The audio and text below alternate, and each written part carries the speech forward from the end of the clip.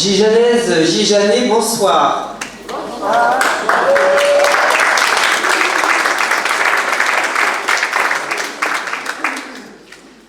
Vous avez bravé le virus et je vous en remercie.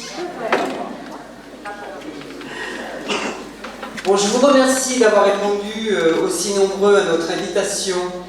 Merci d'avoir pris le temps de vous être déplacés pour venir assister ce soir à cette réunion de présentation du programme, notre programme, celui de la liste Ensemble pour demain. Alors, tout d'abord, je tenais à vous rappeler une petite chose. N'oubliez pas que le 15 mars, il n'y aura qu'un tour. Et parce qu'à Gijan, il n'y a que 2 listes, donc il n'y aura qu'un tour. Alors, il va falloir, quel que soit votre choix, mobiliser vos familles, vos amis, votre entourage pour qu'ils fassent de ce rendez-vous un succès démocratique. Et ça, c'est important. Alors, vous savez que je suis élu depuis plusieurs années, que je connais cette ville, je connais ses habitants. J'ai vu la ville évoluer, changer, mais elle a gardé son âme, déjà de par son histoire et aussi par son patrimoine. Alors avec mon équipe, on a décidé de sillonner les rues de Gijan, du centre-ville au quartier résidentiel. Et comme vous l'avez certainement remarqué, du moins nous l'espérons, depuis 3 mois, nous parcourons la ville à la rencontre des Gijanaises et des Gijanais afin d'élaborer et d'affiner avec eux notre programme. Alors c'est dire comme j'ai été agréablement surprise de constater combien notre venue dans vos quartiers, dans vos maisons, révélait l'intérêt que vous portiez à notre commune et à votre ville. Tous nos échanges, discussions, tous les partages d'avis que nous avons pu avoir ont nourri considérablement notre réflexion et m'ont considérablement fait prendre aussi conscience du besoin de chacune et de chacun de participer au développement de la ville. Alors oui, Gijan s'est métamorphosé. Bon, il reste encore beaucoup à faire dans pas mal de domaines. Et d'ailleurs, ce soir, nous allons vous présenter notre programme. Un programme ambitieux qui amènera notre commune vers la modernité de demain. Du moins, je l'espère. Eh bien, ce programme, mes colistiers et moi-même, nous l'avons nourri d'éléments riches, issus de réflexions. Chaque membre de mon équipe a apporté des ingrédients qui ont permis à ce programme, qui est consistant, vous verrez, d'être présenté ce soir. Ce programme, pour moi, pour nous, est celui dont Gijan a besoin.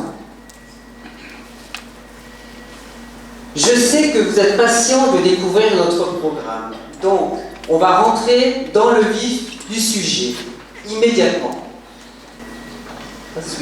Donc voilà, ça c'est une petite projection, enfin une projection, des différents projets que nous allons vous détailler au fur et à mesure de la soirée. Vous voyez que tous ces projets, ils sont éparpillés dans la ville et en fait, ils touchent des thématiques comme l'environnement, le lien social, la culture, le sport, l'éducation. Enfin, vous verrez, vous allez le découvrir petit à petit. Commençons déjà par parler des finances. Alors, vous savez que les finances, c'est le nerf de la guerre. Eh bien oui, nous avons diminué la dette par 2. Oui, nous avons un taux d'endettement qui est faible. Et oui, nous n'avons pas augmenté les impôts. Cette situation financière, qui est saine, nous a permis d'investir sans trop recourir à l'emprunt. Parce que pour investir, une commune a besoin de budget et peut faire appel à l'emprunt. Mais il faut rester raisonnable. Il ne faut le faire que lorsque c'est nécessaire. Parce qu'on ne peut pas emprunter des millions et des millions, sachant qu'ensuite, ce sont les Gijanais qui vont voir leurs impôts augmenter. Voilà. Alors, là, je vais parler d'un thème qui, je sais, vous tient à cœur. On voudrait mettre un point d'honneur à la sécurité. Alors, 3 choses. L'augmentation de policiers municipaux, la création d'une brigade de nuit et la création d'une brigade de proximité. C'est les points forts. Et pour cela, je vais demander à Laurent Buor, qui aura en charge la délégation sécurité, de venir vous apporter plus de précision. Merci.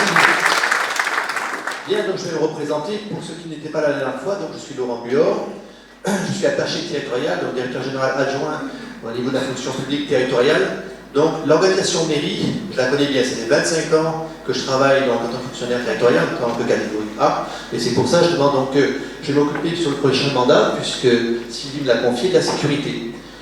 Comme on vous l'a présenté, nous sommes allés vers les Gijanais. Ça fait 3 mois qu'on va vers les Gijanais, et souvent ces questions de sécurité, on échange dessus, c'est-à-dire les nuisances sonores, les problématiques au niveau justement de la circulation dans Gijan, des inquiétudes le soir de sortir avec ses enfants.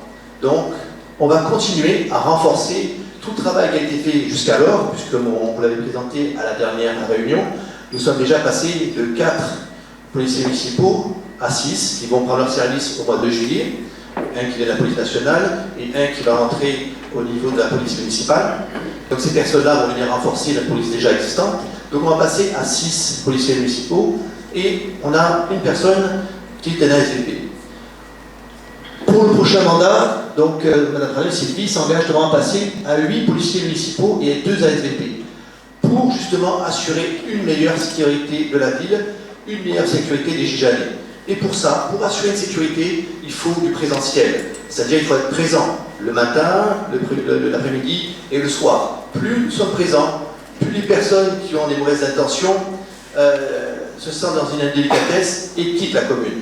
Donc voilà la logique dans laquelle on s'inscrit. Et pour ce faire, donc, comme vient de le dire Sylvie, nous allons faire donc, une brigade environnement avec 2 ASVP, donc les 2 agents de surveillance de la voie publique. Ces personnes sillonneront la commune toute la journée, et particulièrement des points sensibles qui nous ont été signalés par les Gijanais. Parce que oui, on est allé voir les Gijanais, et ça a été très instructif. On ne les a pas dérangés.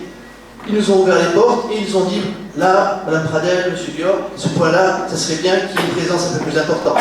Et donc ça nous permet d'avoir vraiment, alors qu'on connaît bien déjà la commune, d'avoir des points plus particuliers où justement donc, ces personnes viendront se positionner pour justement vérifier qu'il n'y ait pas d'incivilité, qu'il n'y ait pas de dépassement de vitesse, qu'il n'y ait pas des mauvais stationnements ou des problématiques d'incivilité au niveau de l'hygiène de leur toutou. D'accord ? Donc ces personnes-là, ces 2 ASVP, ces 2 agents de surveillance de la voie publique, vont sillonner la commune et seront donc dédiés à des points particuliers sur une semaine, etc. Ils font de la prévention. D'accord ? Ils font de la prévention, voilà, pour justement dire aux gens gentiment, attention, ralentissez, ne vous garez pas là, soyez gentils, ramassez les côtes de chien, etc. Ça, c'est déjà une première chose. Dans la journée, ce présentiel. Et ensuite, les Gijanais nous ont dit que justement, bah oui, on a un effet générationnel, et ça, c'est dans toutes les collectivités, petites ou grandes, où le soir, eh ben, lorsque c'est les vacances, ou d'autres périodes, quand la température extérieure permet de sortir, bon, ben, on a des jeunes qui se positionnent à différents endroits de la commune, qu'on a ciblés, et pour cela, il faut que notre police municipale puisse aller à la rencontre aussi. Et ça la nuit, entre 22h ou 23h, 3h, 4h du matin. Et pour ce faire, déjà, il fait l'armée. On ne peut pas laisser sortir la police municipale si elle n'est pas armée. Donc ça, déjà, c'est un élément clé. On va armer notre police municipale pour qu'elle soit en sécurité elle-même le soir, pour aller justement à la rencontre de ces publics un petit peu plus diffus dans la commune. Parfois difficile, pas forcément, hein, c'est juste un dialogue parfois pour que justement ils tempèrent un petit peu le bruit et qu'ils arrêtent de jeter des affaires partout. Voilà, donc comme vous l'avez compris déjà, c'est une logique. Une logique de présence dans la journée et le soir, grâce justement à l'augmentation de la police municipale. C'est grâce à ça qu'on pourra assurer la journée et le soir, parce qu'il faut du personnel pour pouvoir assurer l'ensemble de ces plannings, donc l'augmentation des effectifs. Et ensuite, un élément aussi important, le doublement des caméras. On vous en avait parlé, déjà donc Sylvie avec Francis Vaud déjà au niveau de la préfecture, on s'est d'accord pour pouvoir doubler les caméras sur la ville de Gijan. Et grâce au fait que l'on allait sur le terrain pendant 3 mois, on sait particulièrement où on va positionner ces caméras pour justement avoir des retours d'informations et pour justement encore faire plus face aux incivilités. Donc ces trois éléments conjugués vont justement mettre une pression sur les personnes qui sont ou délinquantes ou en phase de délinquance, ou justement qui sont juste sur des incivilités qui sont mineures et qu'on pourra gérer. Voilà. Par contre, une chose qui est claire aussi, c'est-à-dire une question que je voulais aborder au niveau de la sécurité, la mutualisation. On parle de mutualisation de police municipale. Je suis attaché territorial. Une règle, le maire, donc si le cas de décider que Nantradel soit maire de Gijan, elle sera officier de police judiciaire sur son territoire. Alors je vous pose la question, si nos policiers vont sur une autre collectivité, ils dépendront de qui? Ils sont payés par la ville et ils sont sous l'autorité du maire en place. Donc la mutualisation de la police municipale, avec, je donne des exemples, Poussan, Montbazin, c'est quelque chose de très contraignant, de très risqué en termes de responsabilité, en termes d'actes. Imaginons que notre police municipale soit sur Poussan et qu'on a un problème sur Gijan. Je vous pose la question, le maire fait quoi? Et si un de nos policiers municipaux se blesse sur une autre collectivité, il est sous quelle responsabilité? Donc il ne faut pas avancer des choses qui sont très difficiles à mettre en place et qui sont aujourd'hui par l'ordre du jour. Parce qu'il y a une règle qu'il faut quand même que les gens connaissent, c'est-à-dire que le maire de collectivité territoriale, il est officier de police judiciaire, officier d'état civil, comme vous savez, et après il fait l'exécution des finances, etc. Donc il faut connaître les statuts, les droits, les devoirs de la fonction publique territoriale. Donc je fais partie depuis 25 ans en tant que cadre A. Voilà, donc ça c'est une petite aparté que je voulais faire. Je reviens donc sur la sécurité. Voilà, donc on sera vigilant sur ces temps forts, que ce soit la journée, la nuit, pour assurer justement aux Gijanais cette sécurité et cette tranquillité d'esprit. Parce qu'il y a beaucoup de personnes qui nous ont dit, voilà, le soir, je vais être tranquille pour sortir. Donc on va assurer ce travail-là auprès de notre sécurité, pour que justement tous les Gijanais que vous êtes puissent sortir le soir à n'importe quelle heure, sans se poser cette question-là. Voilà, je vous remercie.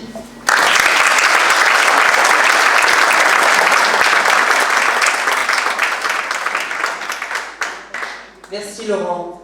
Alors, toutes ces idées-là, elles ne sont pas farfelues. Hein.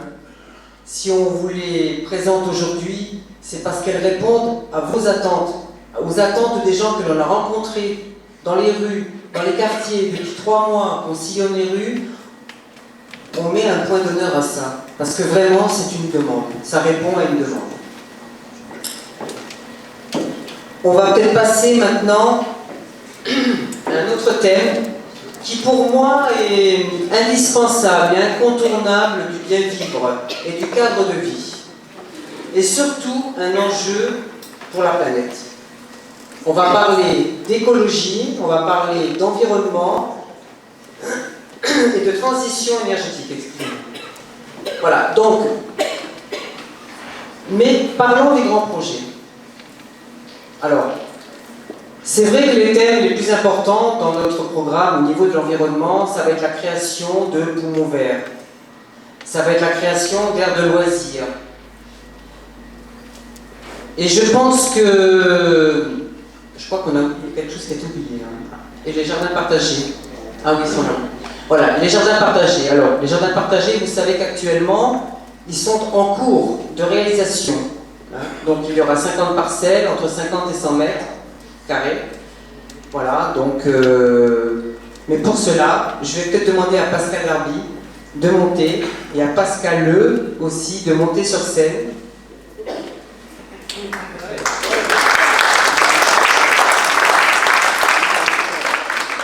Alors, le verre, oui, bien sûr, il faut du verre. Pas n'importe où, pas n'importe comment. Mais Pascal va vous expliquer exactement ce qu'elle compte faire. Donc bonsoir à tous et à toutes. Donc Pascal Sarda, pour ceux qui me connaissent. Donc je pense que la dernière fois je m'étais présentée. Pour ceux qui ne me connaissent pas, je travaille à l'EDIS et j'occupe un poste à responsabilité dans un service technique. Et donc je suis accompagnée ce soir de Pascal Harvey. Tu veux te présenter, Pascal? Non? Tout le monde te connaît aussi?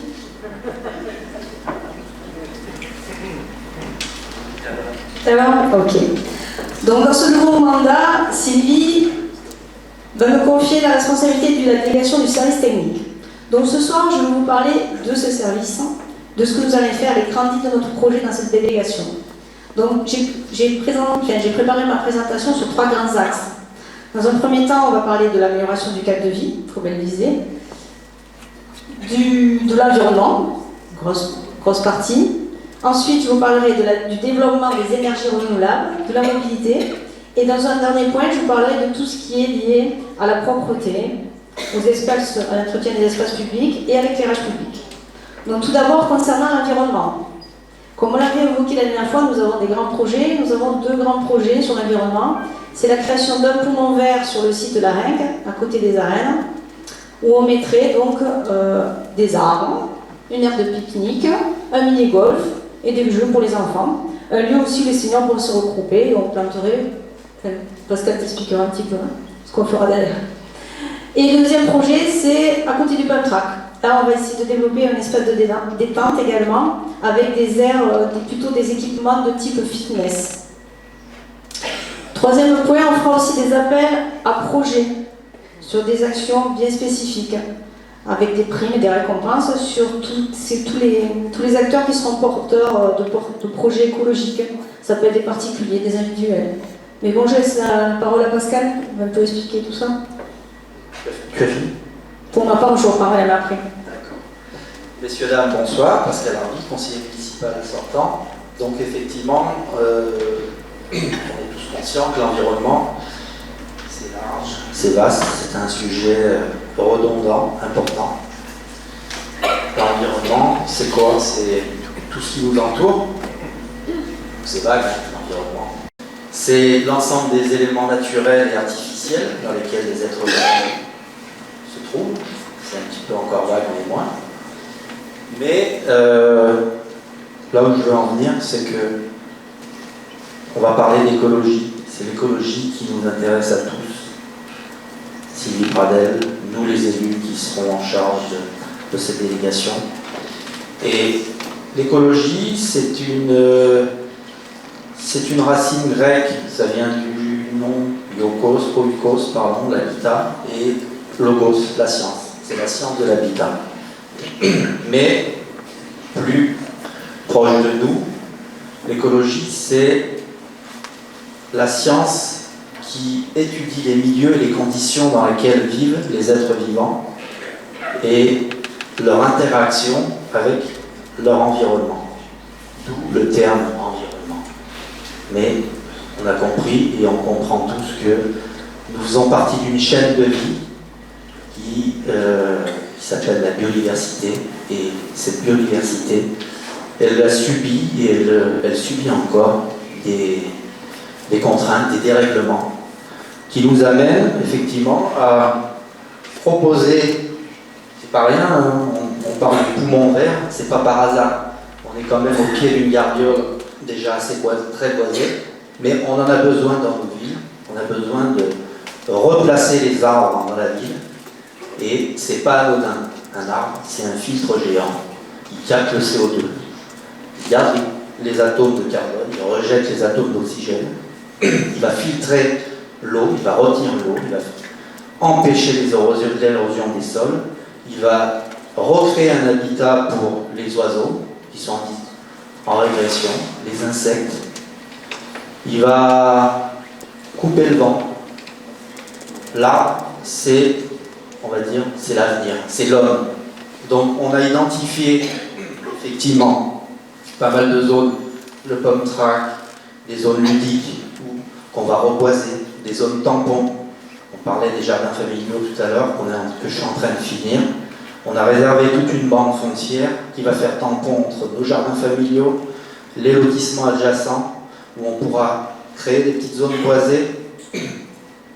Ça se fait, ça s'appelle la méthode d'un japonais qui s'appelle le docteur Miyakawa, exactement, si je ne me trompe pas, Miyawaki, pardon. Et il a expérimenté des créations de petites forêts sur des petites zones, genre 80 mètres carrés, 100 mètres carrés, sur lesquelles on va planter des arbres très serrés. On va attirer une biodiversité 100 fois plus importante qu'une forêt classique, qu'une zone de boisement normale, on va dire, méditerranéenne, avec très peu d'entretien, très peu onéreux en termes de financement. Et qui, contrairement à ce qu'on pourrait croire, pousse très vite.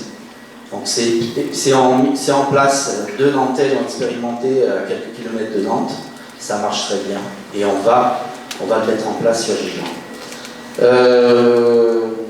Concernant cette biodiversité et les dérèglements qu'on subit de plus en plus, je vous rappelle très récemment, au mois de juin, l'épisode caniculaire qu'on a connu, les inondations du mois de octobre, fin octobre, donc classées calamité agricole par la DDTM 34 dans le Hérault.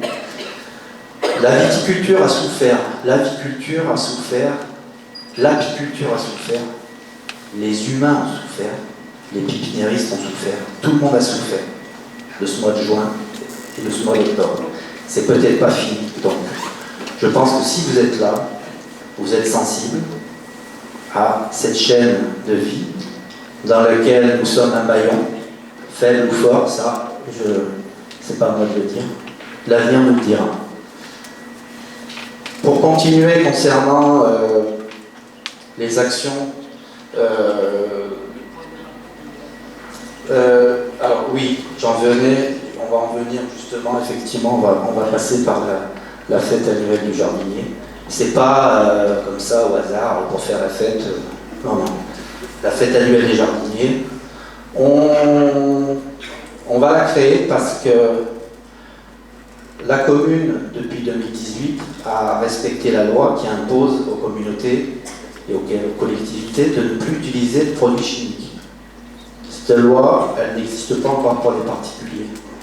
Donc nous allons sensibiliser les particuliers, nous allons utiliser les jardins pour faire un tremplin pédagogique, d'apprentissage, pour montrer aux gens qu'on peut cultiver ses légumes, ses fruits, revenir à la terre sans pesticides, avec très peu d'eau, et des méthodes que tout le monde commence à connaître maintenant.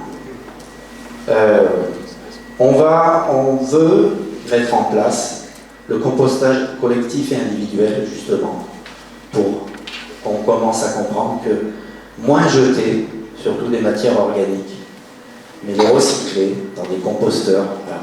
Quand on est en appartement, c'est un composteur de cuisine, c'est spécial, ça existe, c'est pas cher. Quand on est en villa, c'est un composteur de jardin. Et on valorise soit dans ces jardinières, soit on amène au jardin partagé. Et le cycle de la vie continue. Pour le gaspillage, effectivement, c'est pas difficile. Hein. Je connais quelques directeurs d'école sur Gijan et les actions pédagogiques concernant les gaspillages alimentaires dans les cantines. On est conscient qu'il y a quelque chose à faire là-dessus, dans les maisons de retraite et les crèches, et la crèche également.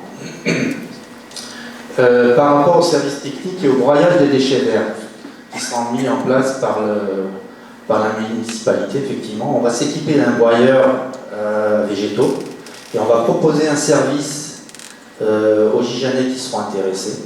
Donc, au moment de la coupe de leur haie ou de certains arbres, on pourra venir broyer les résidus et les utiliser dans les jardins où les gens pourront en garder une partie.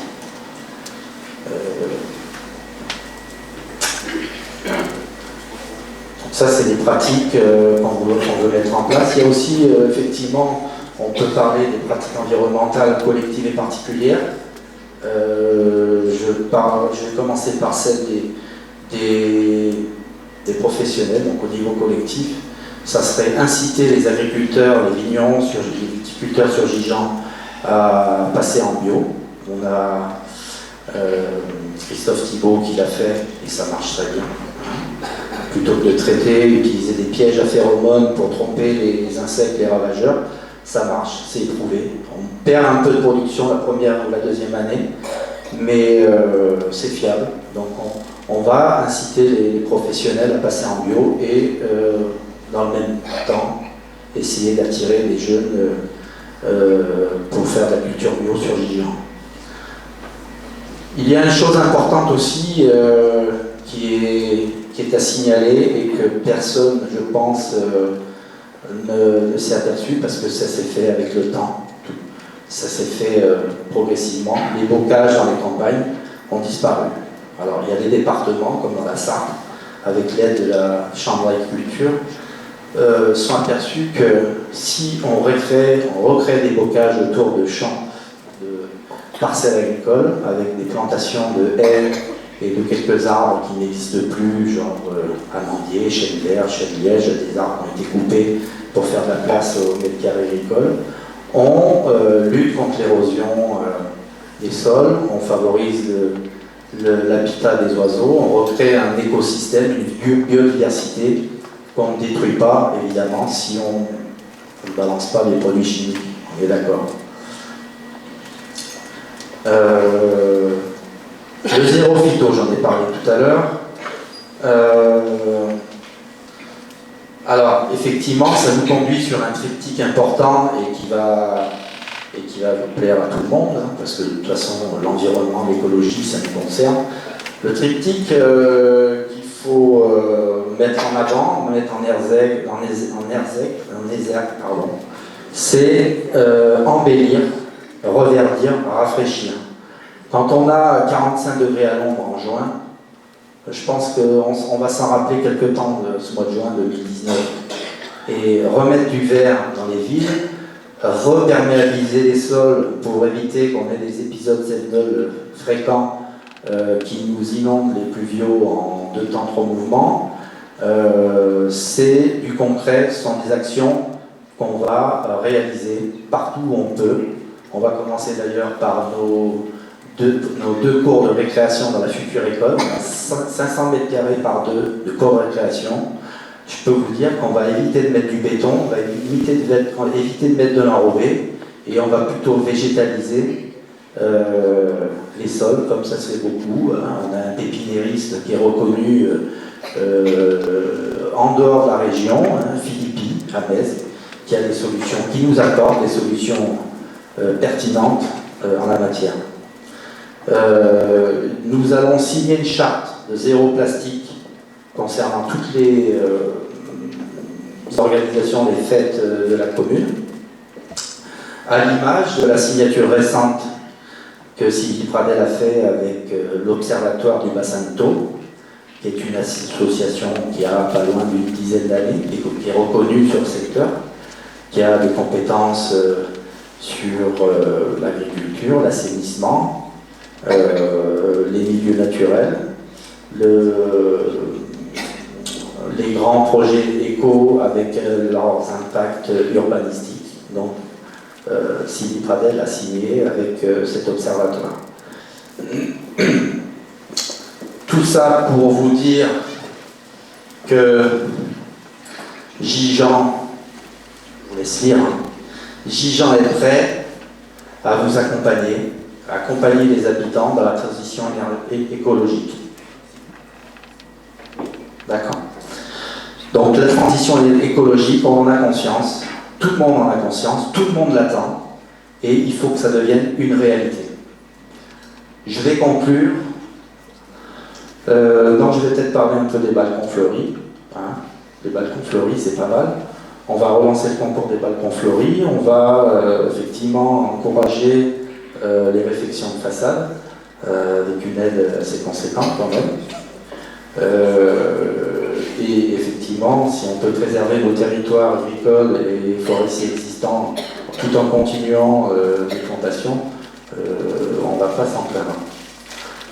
Pour conclure, parce qu'il faut que je laisse la place aux collègues, je vais conclure, je vais couper un peu mon discours, mais je vais conclure avec une citation qui a plus de 250 ans et que je pense tout le monde connaît. C'est une citation d'un célèbre philosophe et biologiste français, Antoine Lavoisier, et qui nous dit « Rien ne se perd, rien ne se crée, tout se transforme. » Donc la balle est dans votre camp, et la balle effectivement aussi est dans notre camp. Merci.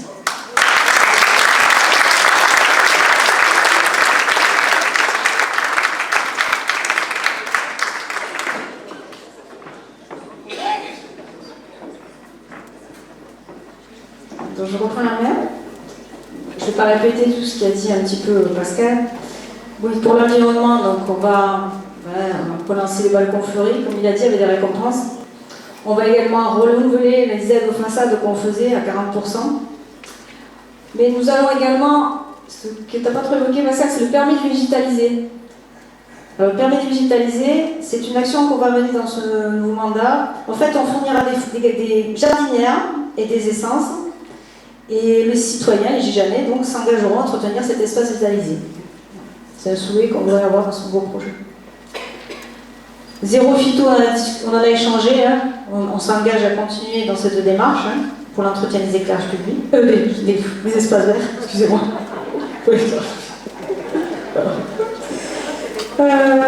Donc là, je vais engager plutôt la démarche de ce qu'on a éclairage public sur l'éclairage public. Hein, du coup, je peux perturber.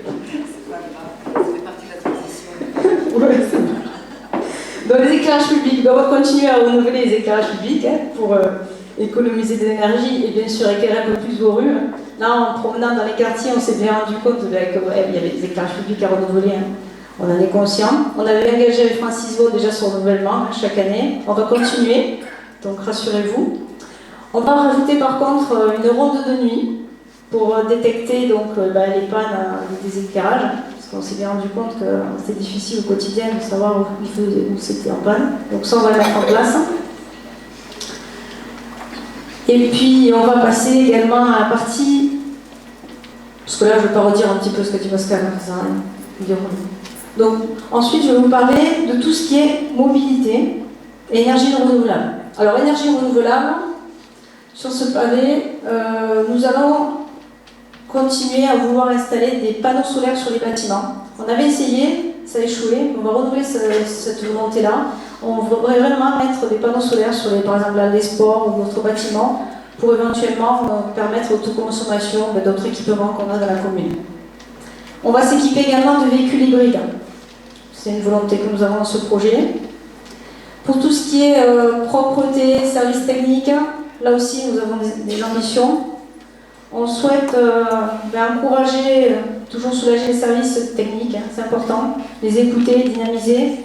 Donc on va essayer aussi de sous-traiter certaines tâches, en fait, externaliser certaines missions qu'ils ont, pour que ça soit plus facile et penser, bon, au CAT, au chantier école, ça se fait déjà aujourd'hui, mais peut-être trouver d'autres solutions alternatives également.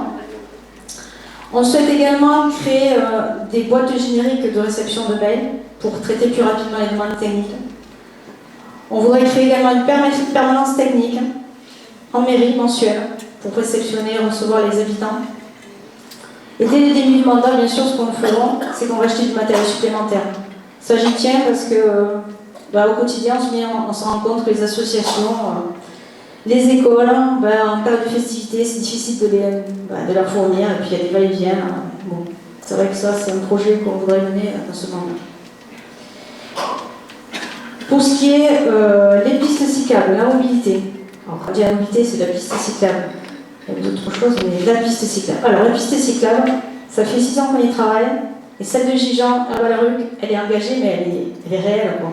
Si quelqu'un vous dit demain, mais il faut y travailler, moi je peux vous dire que je s'engage, l'équipe aujourd'hui, n'importe qui sera demain en place, il y aura la piste cyclable entre Gijan et Valaruc. Elle est effective. Les études débutent cette année. Et 2021, vous prendre jusqu'à Gijan, de Gijan à Valaruc tranquillement. Alors nos projets, bien sûr sur le futur mandat, parce que si on dit on fait Gijan à Valaruc, c'est fait, ça sera de développer d'autres pistes cyclables, et je pensais particulièrement à celle, on a parlé avec Sylvie, celle de vers Montbazin. Parce que c'est vrai que c'est une demande que nous avons aussi pour les jeunes. Et les âgés aussi. Deuxième projet sur la partie énergie renouvelable, ce sera la création de 2 aires de covoiturage à chaque entrée du village. C'est un besoin, ça aussi. Aujourd'hui, on prend tous nos véhicules, et c'est vrai qu'on a la neuf à proximité, d'un côté, mais il faut qu'on puisse se garer facilement. Pour tout ce qui est propreté, on en a évoqué tout à l'heure, c'est vrai qu'en se promenant dans les quartiers, on s'est rendu compte il fallait encore donner un petit coup de pouce à ce niveau-là. Donc, on s'appuiera sur cette brigade verte qui a été évoquée au tout début de la présentation. Cette brigade verte, elle sera dédiée à prévenir les services techniques des incivilités sur le terrain. Ça sera des encombrants, des éjections canines, des poubelles débordantes. Il faut vraiment qu'on arrive à créer un lien entre le terrain et le service technique pour être beaucoup plus réactif. Donc c'est notre volonté de mettre en place cette brigade verte. On mettra en place également des espaces, on va essayer, on va le faire, des espaces dédiés pour les animaux, pour préserver la propreté du village. On sait que dans le centre-ville, on le fait remonter, il y a beaucoup d'éjections canines, donc il faut qu'on essaie de trouver des solutions. Nous organiserons également une journée citoyenne annuelle, appelée par exemple « Mon quartier est propre ». Cette journée, c'est pour impliquer un peu les Girondins au nettoyage de la commune et les sensibiliser. Je crois que j'ai fait le tour. Hein. Donc, je vous remercie en tout cas. Sachez qu'on est une équipe motivée et on a envie vraiment d'améliorer votre cadre de vie au quotidien. Donc, merci.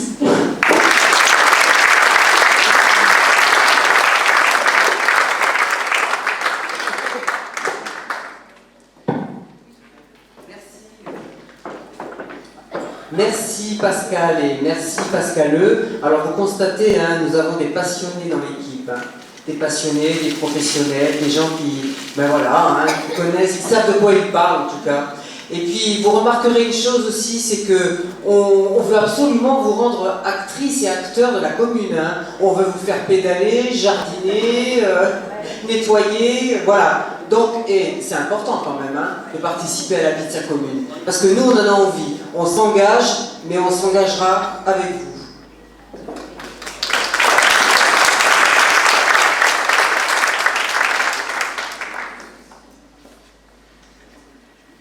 Allez, on va passer à un autre thème. On va parler un peu de développement économique. Celle d'avant. Développement économique. Alors, développement économique, c'est un large thème, un large sujet. On va parler de commerçants, les commerçants font partie des forces vives d'une ville quand même. Donc, une petite nouveauté, on va dire, sur ce mandat, on va créer un élu référent aux commerçants qui fera la médiation entre les commerçants et la municipalité, mais qui également travaillera sur les animations, les projets qu'il pourrait y avoir dans la ville de Gijan. Et pour cela, Caroline Giordana, qui va avoir en délégation donc, le développement économique et le tourisme, elle va vous en parler.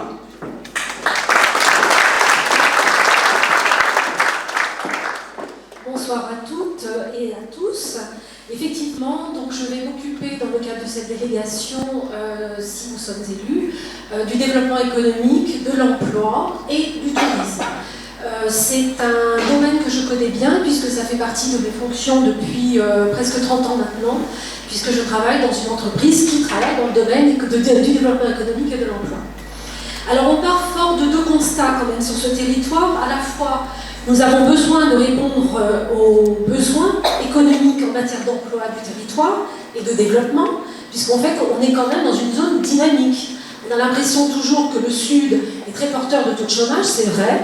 On a longtemps été caracolé en tête de liste, même avant Nord-Pas-de-Calais, mais nous avons aussi une dynamique très importante. Donc il va falloir qu'on apprenne bien à surfer là-dessus. Deuxièmement, nous voulons favoriser sur la commune à la fois l'installation, mais aussi la pérennisation des activités, parce qu'elles sont porteuses d'emploi, mais aussi de compétences. Et emploi et compétences, ce sont des leviers aussi pour développer la qualité de vie dans un village. C'est pourquoi nous allons devoir articuler nos actions avec les compétences qui sont aujourd'hui dévolues à l'agglomération du bassin de Thau, puisque le développement économique relève de l'agglomération du bassin de Thau. Mais lorsqu'il y a, puisque c'est un millefeuille territorial, on le sait bien, lorsqu'il y a des compétences dévolues, ça ne veut pas dire qu'au niveau local, on ne peut pas mettre en œuvre des actions qui seraient complémentaires, qui ne seraient pas redondantes avec l'existant et qui pourraient apporter au niveau local une plus-value. Et c'est bien ce que l'on va essayer de faire en rencontrant, en tout cas moi je m'engage dans le cadre de cette mandature, à rencontrer les différents interlocuteurs de différents niveaux de façon à être bien dans des complémentarités avec une véritable plus-value locale. Donc nous allons mettre en œuvre, vous l'avez bien compris, une démarche volontariste. Elle sera en direction de notre tissu, qui est un tissu de PME, de PMI. Nous avons des entreprises artisanales, nous avons des micro-entreprises, nous avons bon nombre d'auto-entrepreneurs, nous avons des cabinets médicaux, paramédicaux. Bref, le tissu, en fait, je regardais un peu les statistiques, on est à plus de 500 établissements installés sur Gijan. On ne le penserait pas. Et je suis bien sûre que si on questionnait l'ensemble, ou même on prend une dizaine de personnes parmi vous, très peu seront en capacité de dire exactement quelles sont les entreprises situées sur nos zones d'activité. Moi-même, j'ai dû faire un effort d'aller chercher un peu ce tissu économique parce qu'il paraît, il est dans des zones d'activité ou il est dans le village, mais on ne l'identifie pas bien. Or, pour travailler ensemble, il faut se connaître. Donc, nous aurons des actions volontaires, et ces actions, la première d'entre elles, c'est créer un réseau existant avec des relations régulières avec les acteurs économiques. Il faut qu'on se rencontre dans un esprit gagnant-gagnant. Une entreprise, c'est pas une entreprise utopiste. On sait bien qu'une entreprise, elle veut bien donner des choses, mais en réciprocité, il faut qu'elle reçoive aussi. On est donc dans une relation gagnant-gagnant. Si nous attirons des entreprises sur le territoire, on va aussi leur demander des contreparties. Si nous faisons des choses pour ces entreprises, bien évidemment, on va les impliquer autrement dans la vie du village. Et c'est bien cette notion d'animation de réseau qu'il va falloir mettre en place de façon à pouvoir travailler après dans le temps et dans la longueur. On ne peut pas être dans un one-shot, simplement un coup d'activité et puis après on laisse tomber. Non. Faire vivre un réseau, c'est du travail et c'est de la relation régulière. Nous allons donc pérenniser également le Forum de l'emploi gijanais. Il existe depuis 3 ans, c'est la 3e année 3 ans. Il a été mis en œuvre et je l'ai fréquenté lors des 2 dernières éditions. C'est un gros travail qui a été accompli et vraiment, j'ai pu le constater moi aussi en y allant en tant que professionnel de l'emploi.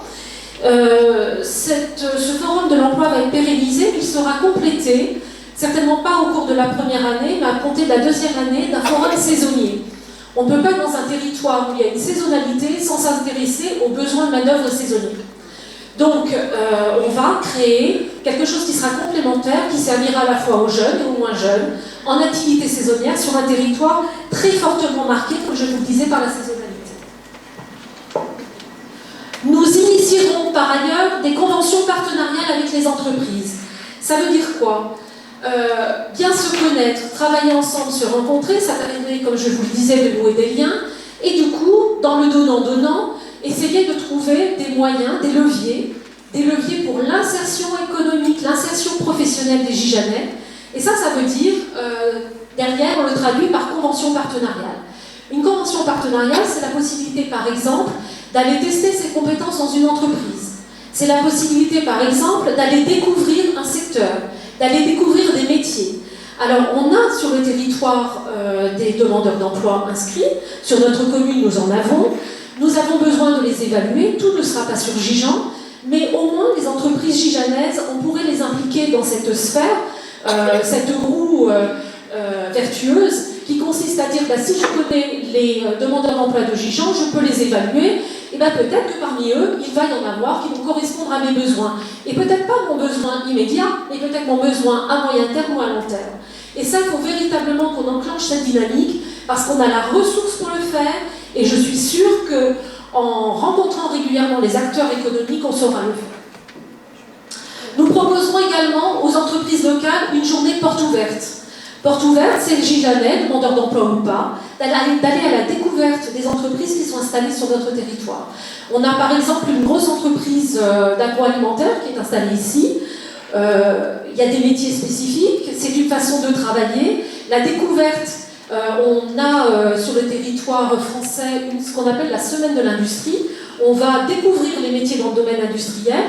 Pourquoi ne pas proposer à cette entreprise, mais aussi à d'autres, d'ouvrir ses portes une fois par an, de façon à faire découvrir son activité et ce qu'elle fait.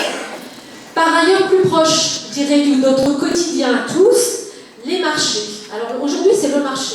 Le marché, il est le mardi matin. Alors moi, je ne sais pas en ce qui vous concerne. Moi, des fois, j'ai beaucoup de mal à y aller.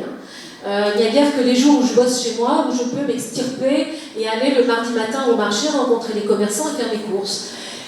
Donc, dans cette idée, on se dit qu'un deuxième marché, pour être intéressant, est plutôt un marché de soirée, et plutôt un marché saisonnier. Ça pourrait être un marché, par exemple, d'avril à octobre, les jours où il fait plutôt bon et on traîne un peu plus le soir, où on pourrait aller au-devant de commerçants, plutôt des commerçants bio d'ailleurs, des commerçants locaux, des métiers de bouche, et faire ses courses peut-être un jeudi soir. Moi je me dis que c'est peut-être pas une mauvaise idée dans la semaine, juste avant de remplir son frigo du week-end, et quand on a déjà mangé tout ce qu'on a rempli le samedi précédent.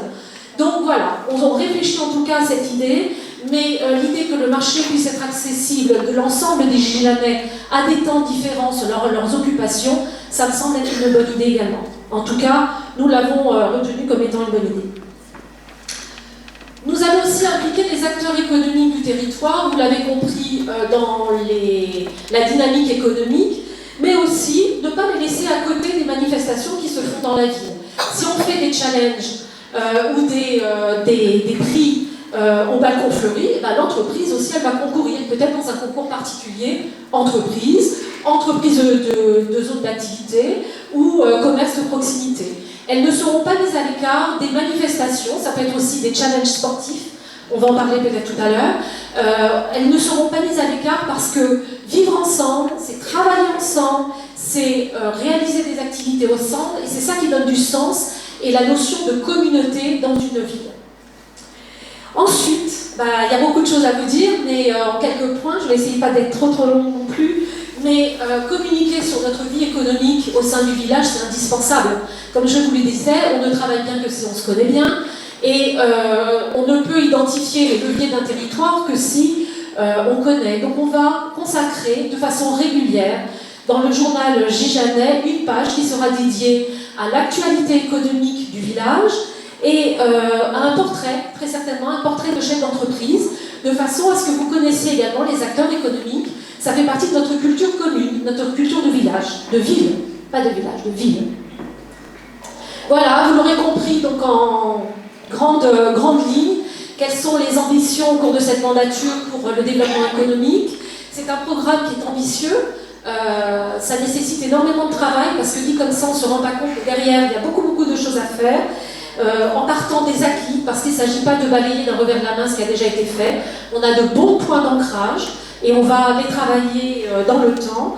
Et tout cela participera à la fois à l'harmonie du développement, à la qualité de vie dans le village. Et cela traduit de façon très concrète la volonté de cette mandature de s'impliquer auprès de tous les acteurs locaux. Merci.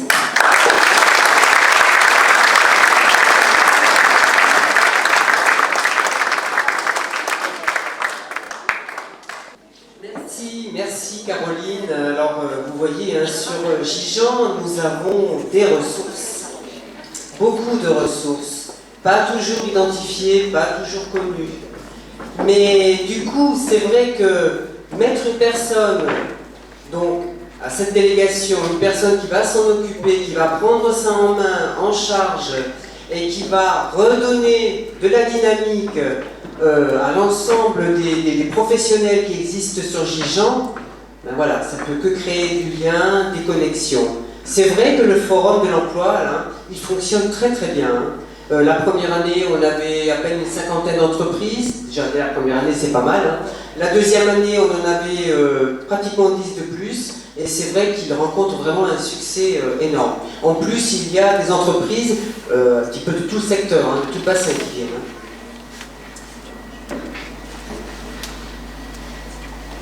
Bon, on va parler de vivre ensemble. Décidément, ce soir, on n'arrêtera pas de dire ensemble, parce que c'est vrai que les choses se feront ensemble. Alors, pour démarrer, on va parler d'un projet qui me tient à cœur, mais ça fait longtemps qu'il me tient à cœur. On va parler de l'ancienne mairie. Le bâtiment qui actuellement accueille le foyer Gijanais. Alors, ce bâtiment, il n'est pas en très bon état. Ça fait des années qu'il ne l'est pas. Donc on a lancé des études, une étude approfondie, pour savoir un petit peu ce que l'on pouvait faire de ce bâtiment. Est-ce que ça valait le coup de le réhabiliter? Est-ce que ça valait le coup ou pas de le garder, de le conserver en partie, enfin voilà. Ou carrément, peut-être, de le démolir.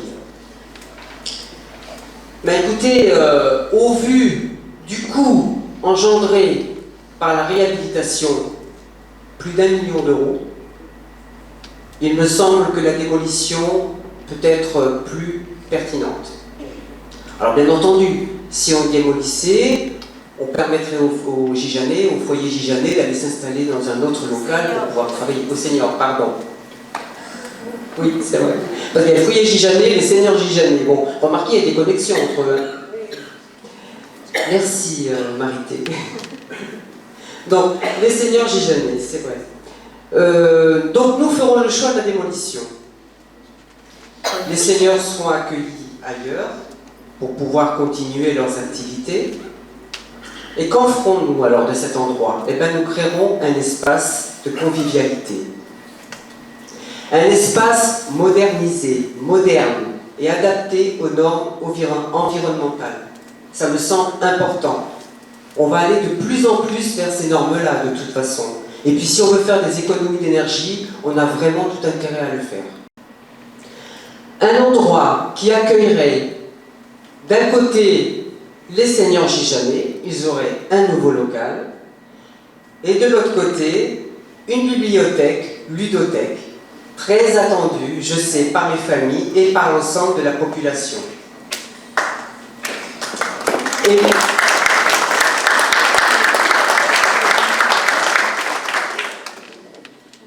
Et je me disais, pour mettre un peu d'agrément dans ce bâtiment, on pourrait créer une sorte de patio, un jardin végétalisé, où les personnes, les seniors, et les enfants ou les familles qui vont à la bibliothèque pourraient se rencontrer, lire, échanger, discuter. Ce serait un endroit un peu intergénérationnel. Bien entendu, à l'étage, nous mettrions toutes les permanences qui actuellement s'effectuent au point info pluriel. Vous savez qu'il y a énormément de permanences, beaucoup d'associations, on est très sollicité, on n'a pas de place, plus de créneaux. Donc à un moment donné, il faudra bien envisager une autre solution. Et je pense que cet endroit-là serait très très bien adapté, où on pourrait accueillir donc les différents organismes administratifs, mais également la mission locale des jeunes, et puis le médiateur.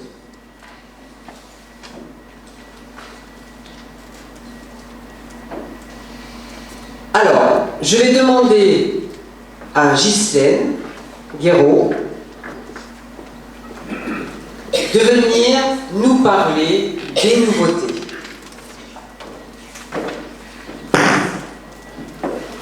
Bonsoir.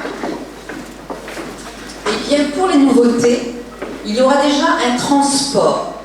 Un transport qui sera mis à disposition des seniors pour se rendre, par exemple, chez le médecin, faire des courses, mais peut-être, pourquoi pas, par une belle journée, aller à la Gardiole, passer un moment. Et ce qui sera très intéressant, c'est que cette navette sera gratuite. Tout à l'heure, Sylvie a parlé d'un parcours de santé, je ne sais pas si on entend, c'est bon, d'un parcours de santé spécifique pour les seniors qui sera réalisé derrière le village d'Or. En effet, ce parcours de santé spécifique permettra que ce soit aux personnes de l'EHPAD, que ce soit au village d'Or, aux seniors, aux familles, que ce soit aux enfants, à la crèche, au relais d'assistantes maternelles, aux MAM, maisons d'assistantes maternelles, d'en profiter. Il y aura des agrès adaptés.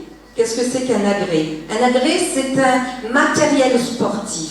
Par exemple, pour les seniors, ça peut être un fauteuil ou un siège pour travailler l'équilibre, des fauteuils avec une bicyclette à la main, ça peut être, pour les bras, pardon, ça peut être aussi des fauteuils avec des pédaliers, ça peut être un pont avec des pas mobiles pour travailler l'équilibre, etc.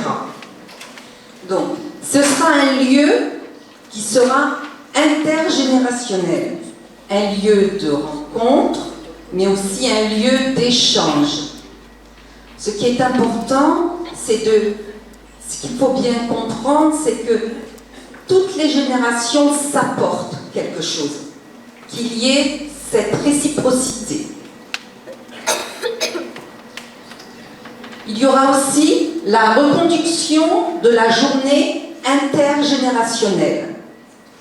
Cette journée existe déjà, qui est réalisée avec l'EHPAD, avec le Village d'Or, avec le lycée Lagardiole, les centres de loisirs, la crèche, le RAM, relais d'assistantes maternelles, les MAM, maisons d'assistantes maternelles. Et ce qui sera nouveau, c'est la participation à la journée internationale des aînés. La création de colis de Noël pour nos aînés qui ne peuvent pas participer au repas de Noël organisé par la ville. En effet, tout le monde, malheureusement, ne peut pas y assister. Donc, il y aura un colis qui sera porté à domicile à toutes les personnes qui n'ont pas pu venir participer à ce moment de festivité. Ça, c'est pour les seniors. Parce que si nous sommes élus, j'aurai en charge les seniors, mais aussi la petite enfance, les deux pôles de la vie. Pour la petite enfance, nous allons mettre des créneaux supplémentaires pour les installations sportives et plus particulièrement à la salle des arts martiaux, la nouvelle salle. Vous le savez sans doute, nous avons des champions très récemment, par exemple au ping-pong, à la danse, au sambo, et il n'est jamais trop tôt pour que les petites graines de champions s'entraînent. Nous envisageons de valoriser l'allocation municipale de garde d'enfants. Cette allocation a pour objectif d'aider les familles à recourir à un contrat plein chez une assistante maternelle. Une assistante maternelle de Gijan. En effet, on a remarqué que le coût de la crèche familiale était moins élevé qu'une assistante maternelle. C'est pourquoi on envisage de maintenir cette allocation qui va permettre de lisser les tarifs et permettre aux familles de faire garder leurs enfants à temps plein, avec des contrats à temps plein. Les familles sont gagnantes et les assistantes maternelles également.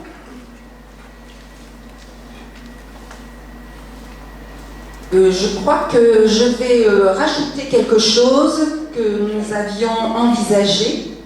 C'est la création d'un guide de petite enfance. En effet, ce guide, ce sera que des informations en direction des familles qui leur permettra de connaître toutes les structures existantes et toutes les démarches à faire. Pour la réhabilitation de la crèche, je crois que je vais laisser la parole. Merci.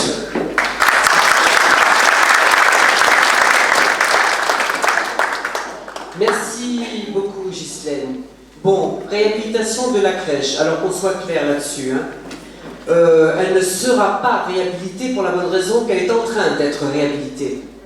Nous avons obtenu par la CAF 120 000 € pour réhabiliter la crèche. Et d'ailleurs, actuellement, les portes ont été changées, il y a eu des travaux faits sur les réseaux d'eau, enfin je sais plus trop, hein. Mais il y a quand même de l'argent qui a été mis sur la réhabilitation.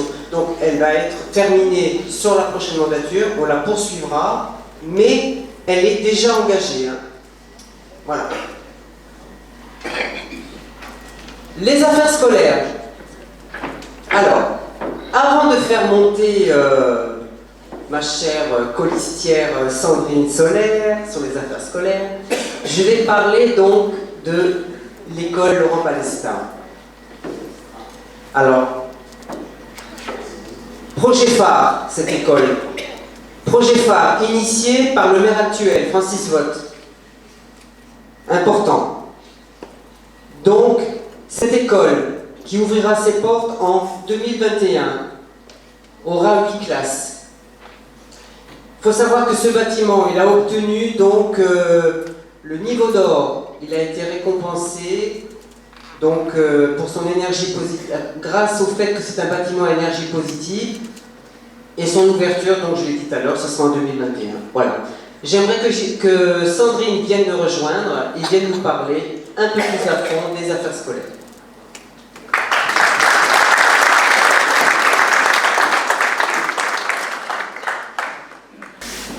Bonsoir à tous. Je me nomme Sandrine Solaire. Je suis mariée, j'ai 3 enfants de 17, 14 et 10 ans. Je suis une professionnelle de la petite enfance depuis 2008 et giganaise en 2011. Je suis très engagée dans le milieu associatif, notamment comme parent d'élèves élus au sein de l'association d'école APEV, en lien avec l'école Paul-Émile Victor. J'ai décidé de m'investir davantage dans les futurs projets à venir de notre commune en rejoignant l'équipe dynamique de Sylvie. Voici maintenant la présentation de notre programme concernant la délégation qui m'a été confiée. Donc, les affaires scolaires. En premier lieu, nous effectuerons les travaux d'une salle polyvalente à la place du préau existant de l'école Haroun Tazieff, ce qui permettra d'y pratiquer des activités intérieures et nous y installerons également des toilettes intérieures. Nous allons créer aussi un centre loisir qui sera ouvert toutes les vacances scolaires. Concernant la climatisation des écoles, elle s'effectuera sur 2020 et 2021. En premier temps, tous les dortoirs seront équipés, ainsi que toutes les classes exposées au sud. Il y aura une débétonisation des cours de récréation, avec des réalisations de prairies, et également des plantations d'arbres pour rafraîchir les écoles. Nous allons mettre en place également, prochainement, un service minimum qui apportera un service durant les événements de grève. Nous allons nous adapter aux contraintes des familles avec une modification des réservations de la cantine, de l'ALP matin et soir, ce qui permettra aux parents qui n'ont pas de planning fixe ou qui rencontrent des changements de dernière minute d'avoir une plus grande flexibilité en assouplissant le fonctionnement des réservations et des annulations. Nous mettrons en œuvre la création d'une structure d'aide aux devoirs en dehors des temps scolaires sur une tranche de 16h30 à 17h45 environ. Les inscriptions se feront sur réservation et seront encadrées bénévolement, soit par des parents d'élèves volontaires, des enseignants retraités ou même des étudiants. Nous allons réaliser, lors des festivités municipales, en associant toutes les écoles à participer ensemble à un carnaval, un grand carnaval, une fête d'Halloween et un spectacle de Noël. Nous souhaitons, en partenariat avec les sapeurs-pompiers professionnels ou volontaires qui le souhaitent, mettre en place une formation au premier secours dans les écoles primaires. Nous avons choisi de célébrer en juin le passage des élèves de CM2 à la 6e en organisant une cérémonie municipale avec toutes les écoles pour offrir un dictionnaire aux enfants.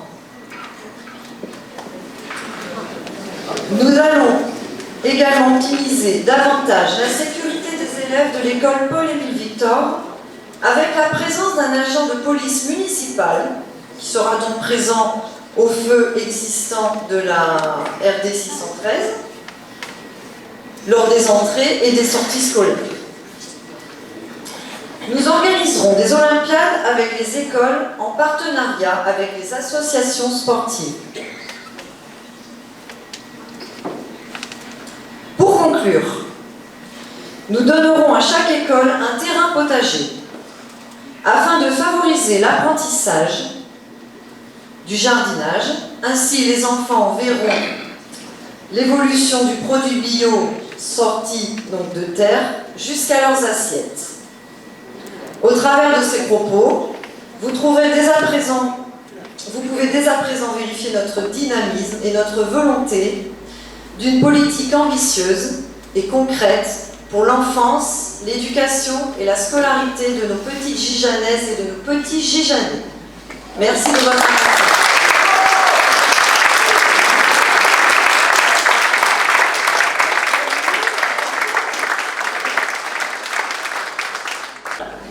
Bon, alors vous constatez que nous n'avons oublié personne. Hein. On a pensé aux bitchounes, on a pensé aux enfants, aux ados, aux adultes et aux seniors. Tout le monde. Et aux entreprises. Ah, il fallait le dire. Hein. Bon, allez.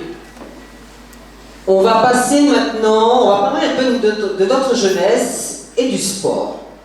Mais, avant tout, avant de faire venir Thierry Kéo, qui va nous en parler plus amplement, je voudrais quand même préciser une chose concernant la piscine de Gijan. Ah, j'entends des... Ah. Eh bien, la piscine de Gijan, vous l'aurez, hein, c'est sûr. En 2022, vous irez nager, serviette autour de la taille, à la piscine de Gijan.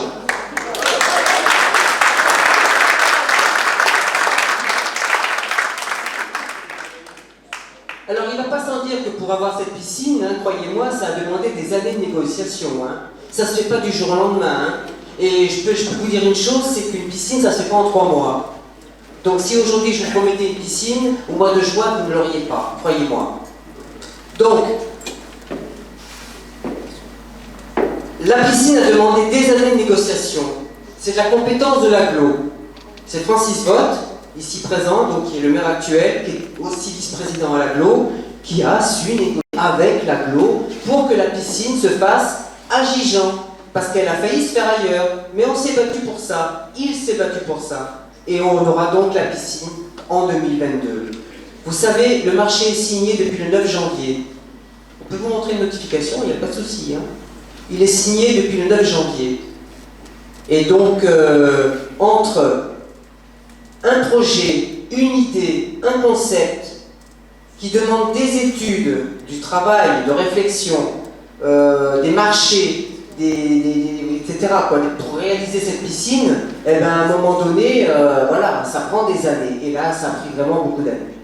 Mais ça y est, c'est effectif. Maintenant, Thierry, tu peux venir nous parler de la jeunesse et du sport.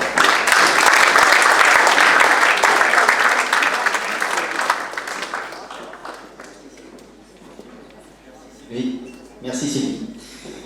Bonsoir à toutes et à tous. Donc, moi je vais vous parler en effet du sport et de la jeunesse, des sujets qui sont importants, puisque Gijan est une commune sportive et une commune jeune, qui en voit les tranches d'âge. Sportive en effet, si on considère le nombre d'associations proposant des activités physiques et sportives, un nombre d'associations qui a plus que triplé ces 10 dernières années, c'est dire le dynamisme. Il faudra qu'on compte une quarantaine d'associations sur Gijan, d'associations en tout cas référencées auprès de la mairie, dont une quinzaine qui sont dédiées aux activités physiques et sportives. Alors ça va de la randonnée au sport collectif, des sports de combat et arts martiaux à la danse ou des sports de raquettes à la gym douce, sans oublier aussi nos amis de la pétanque. Le sport, nous le savons tous, en tous les cas, c'est un formidable vecteur d'éducation, de citoyenneté, de partage et de vivre ensemble. Afin de continuer à soutenir la vie associative et le sport, de nombreux projets sont déjà prévus. Alors, Sylvie vient de vous parler de la réalisation à venir là, de la piscine. C'est engagé, donc c'est plus un sujet, ça y est, c'est acté. Autre chose qui n'est plus un sujet hypothétique, c'est, et je sais que ça tient à cœur à beaucoup de personnes, c'est le terrain de foot. Il y a eu un gros travail de fait et clairement, nous allons avoir un terrain synthétique pour le football et l'athlétisme. Et je voudrais rendre hommage, on peut dire ça comme ça, en tous les cas, rendre à Laurent ce qui est à Laurent, puisqu'il a fait un gros travail préalable depuis des mois et des mois pour préparer ces travaux-là. Et dès qu'en effet les choses sont mises en place, après le 15 mars, on sera en situation de lancer les travaux le plus rapidement possible, de façon à ce que nos amis footballeurs puissent démarrer la saison 2020-2021 sur un terrain maintenant digne de ce nom. Et on sait qu'ils ont de très beaux projets pour toutes les équipes de football, quelles que soient les catégories qu'il y a sur Gijan.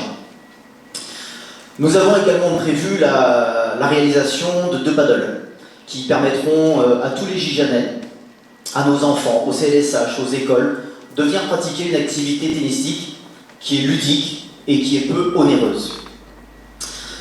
Nous avons également fait le choix d'investir dans des gradins rétractables et déplaçables pour optimiser leur utilisation, notamment pour la salle de tennis de table, de façon à mieux accueillir tout ce qui est événements, manifestations. Dans différents espaces de la commune, ça a déjà été un petit peu dit tout à l'heure, vont être installés également, on peut les appeler alors City Park ou espace de workout. Excusez mon accent anglais, workout, Chantal, workout ça veut dire en fait structure permettant de faire de la gym ou de la musculation en plein air. Ces lieux, en fait, ils ont vocation à permettre à tout à chacun de pouvoir faire des activités physiques et sportives gratuitement, à son rythme, quand on veut, si on veut. Voilà. Et ça nous a semblé important de pouvoir en proposer à différents endroits sur la commune. Enfin, on a choisi de mettre également à l'honneur les Gijanaises et les Gijanais, notamment les plus jeunes, mais pas que, qui se seront distingués lors de résultats sportifs. Alors ça peut être, on parle de résultats sportifs, mais ça peut être aussi de la danse, des choses comme ça, par une manifestation festive, une fois par an, manifestation festive, où la maire, du coup, de Gijan, pourra aussi remettre des compétences. Il nous a semblé que c'était important parce que parfois on passait à travers de choses formidables que font plein de sportifs et autres sur Gijan, des gens qui font briller, qui font rayonner notre commune, partout en France, à un niveau national, parfois même à un niveau international, et malheureusement ça passe un peu à la trappe. Alors au moins nous, à notre niveau, eh bien, on va les mettre à l'honneur et leur réserver une manifestation. Concernant la jeunesse, nous faisons le choix de relancer la proposition de la mise en place d'un conseil municipal des enfants, pardon.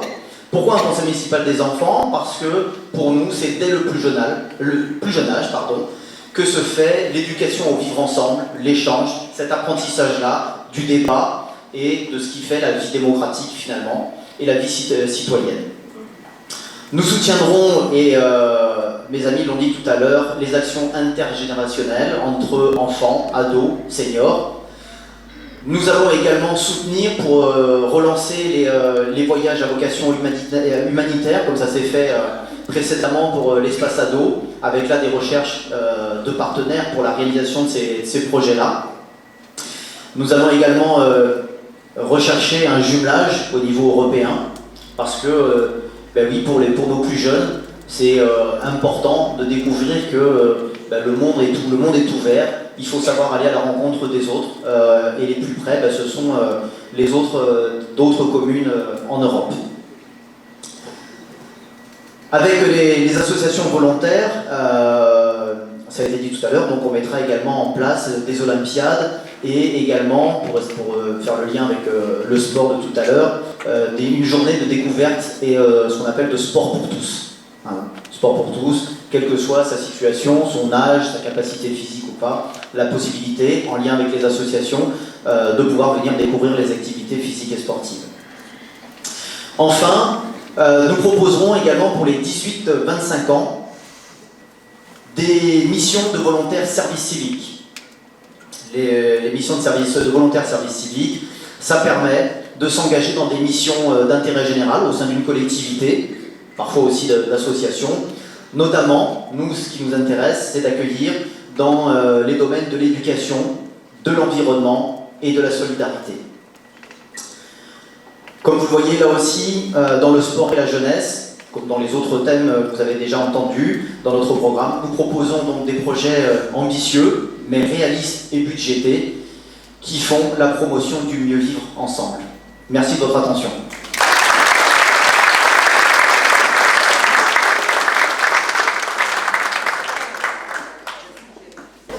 Merci Thierry.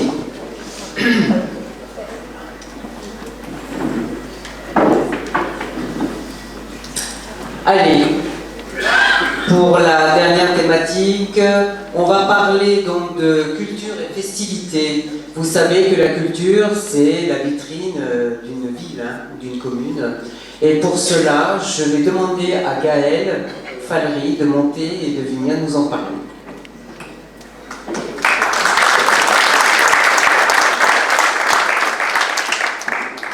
Bonsoir, voilà, ça y est, c'est bon.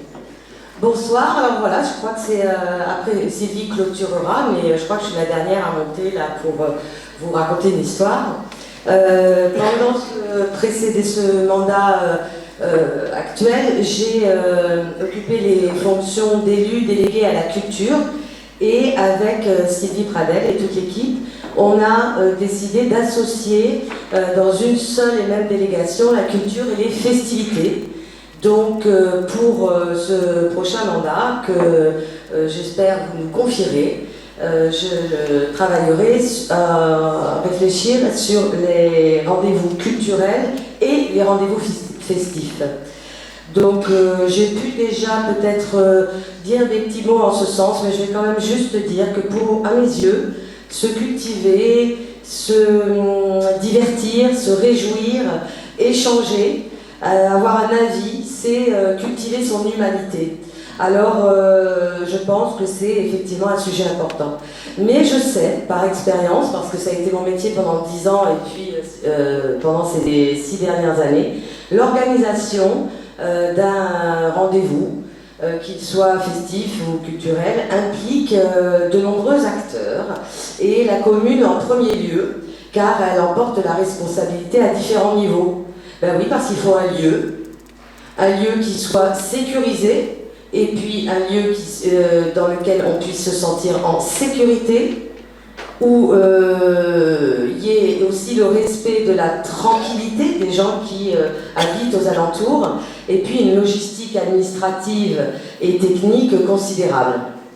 Donc oui, la fête, et moi j'adore ça, vous le savez, oui, la culture, et j'en suis férue, mais il ne faut pas oublier que c'est beaucoup de travail et beaucoup de temps et d'implication de nombreuses personnes. Alors du coup, je vais essayer de faire un petit exercice rapide pour vous présenter ce qu'il y a derrière moi. C'est faire le lien avec les autres délégations, parce qu'on a commencé à parler, on a ouvert cette réunion pour parler, en parlant des équipements.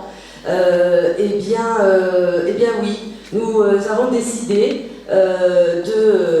pour ce prochain mandat de dédier un lieu à la culture définitivement, et qui sera la salle Marie de Montpellier. Alors c'est l'ancienne église située derrière la Poste qui vient d'être renommée. Sur le mandat précédent, il a fallu faire face à certaines priorités, mais pour ce prochain mandat, la dédier, c'est une volonté politique au rendez-vous, tels que des concerts, des expositions, des projections de films, pourquoi pas le dimanche après-midi, avant de rentrer chez soi pour dîner, venir ensemble voir un film qui nous réunira tous et après lequel on pourra discuter. Et puis des conférences, parce qu'on en a organisé plusieurs, et voilà, il y a plein de thèmes qui nous intéressent tous, et c'est intéressant de voir des professionnels venir nous parler de ces thèmes-là. Donc des thèmes essentiellement liés à notre région, hein, bien sûr. Ensuite, on a parlé des finances. Eh bien oui, pour la culture, les festivités, il faut une volonté politique forte pour développer des manifestations culturelles et festives. C'est la volonté de Sylvie Pradel. Et nous proposons 3 grandes manifestations annuelles. D'abord, j'allais presque dire évidemment, vu la place qui est la mienne aujourd'hui en tant qu'élue à la culture, pérenniser le festival Chapeau les artistes, qui je crois vous plaît et s'adresse à tous. Et puis, créer un nouveau festival qui serait lui un festival plus hivernal. Chapeau les artistes c'est l'été. Eh bien, pourquoi pas un festival en hiver et un festival autour de la notion du conte, de la lecture et puis aussi de l'imaginaire. Il y a tout un réseau de conteurs et conteuses dans notre région que je connais bien et que je souhaiterais mettre en relation avec vous si toute l'équipe m'accompagne en ce sens. Et puis un 3e rendez-vous, celui-là peut-être plutôt estival, un rendez-vous, un festival de chant choral amateur, où les chorales de différents villages autour, de différentes villes et villages autour de nous viendraient chanter, et ça nous permettrait de nous promener, d'aller écouter, peut-être même les voir évoluer au fur et à mesure des années, parce que c'est vrai qu'apprendre à chanter, je suis bien placée pour le savoir, ça prend du temps. Hein.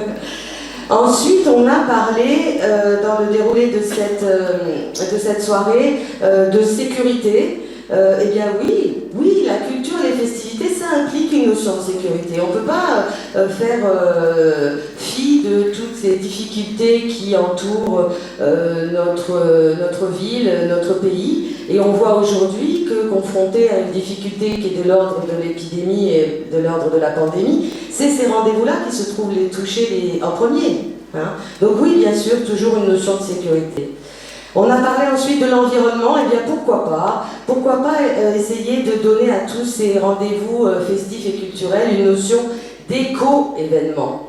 Hein, comme on parle d'éco-citoyenneté, pourquoi pas des éco-événements? Alors par exemple, à Gijan, on s'est doté des éco-cups, vous savez, ces petits verres qui sont recyclables à l'effigie de la ville.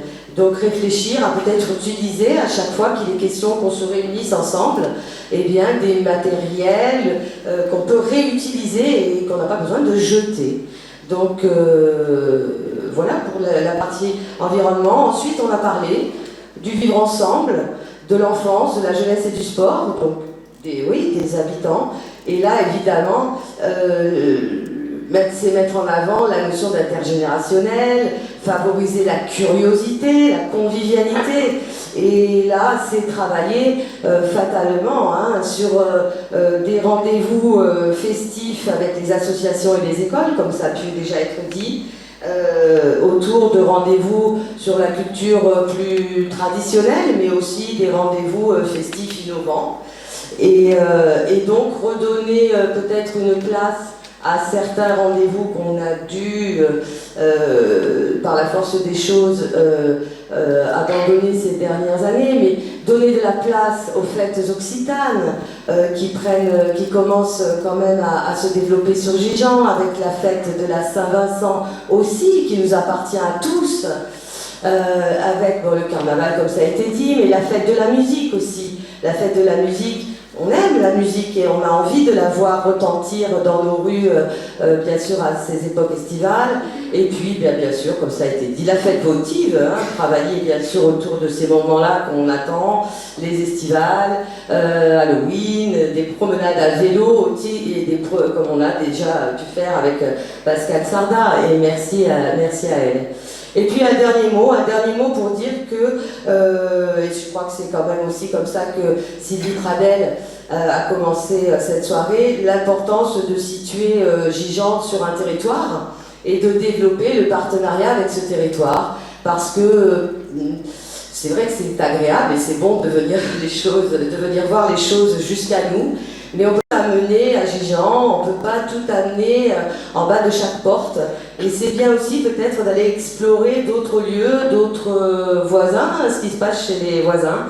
Et donc mettre en place des partenariats avec des acteurs forts que vous connaissez, le Théâtre Molière de Sète, et notamment un exemple, dernièrement, et ce sera le dernier projet culturel de ce mandat, on a mis en place un projet qui permet, la ville de Gijan offre des navettes gratuites pour se rendre au centre Léo Mallet, le centre culturel Léo Mallet, qui se trouve à Mirval.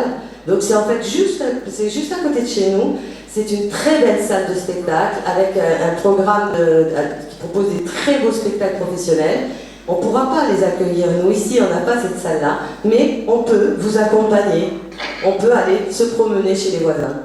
Alors il y a le festival de Toho, il y a la compagnie Strapontin, un Poussan avec laquelle on travaille déjà beaucoup, le musée de l'étang de Thau à Bouzic, puisque maintenant on est une seule et même aglo, donc il faut qu'on se rapproche d'eux. Je crois que j'ai à peu près dit ce que je pensais être important, et je vous remercie bien sûr de votre attention.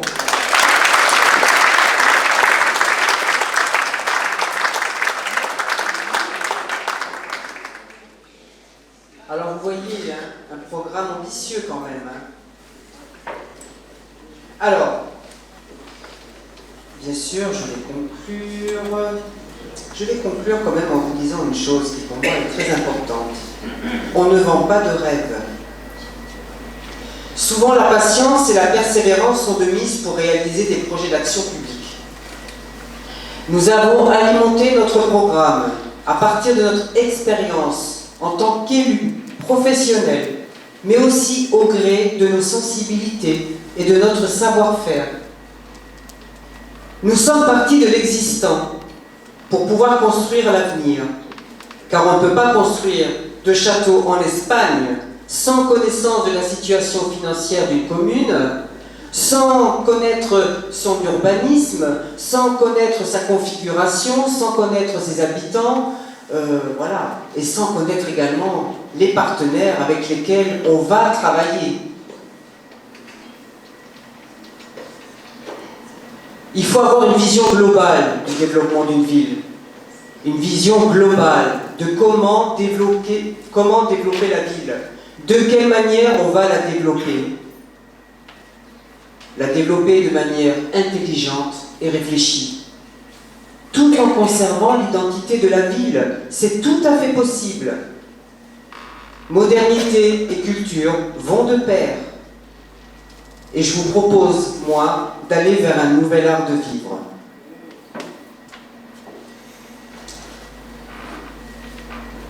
Aimé.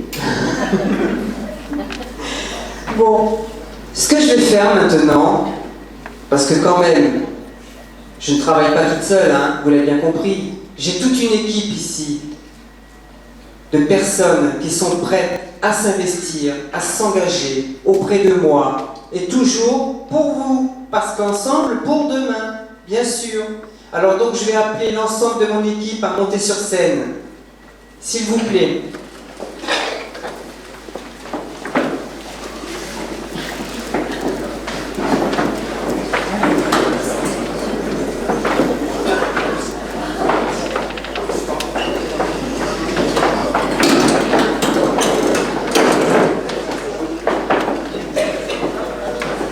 Voilà, mon équipe, 31 personnes. Alors je ne sais pas si les 31 sont là, peut-être pas.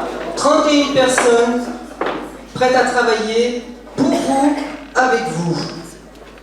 Alors moi je vous dis une chose simplement, je vous donne rendez-vous le 15 mars et ne vous trompez pas de train. Voilà.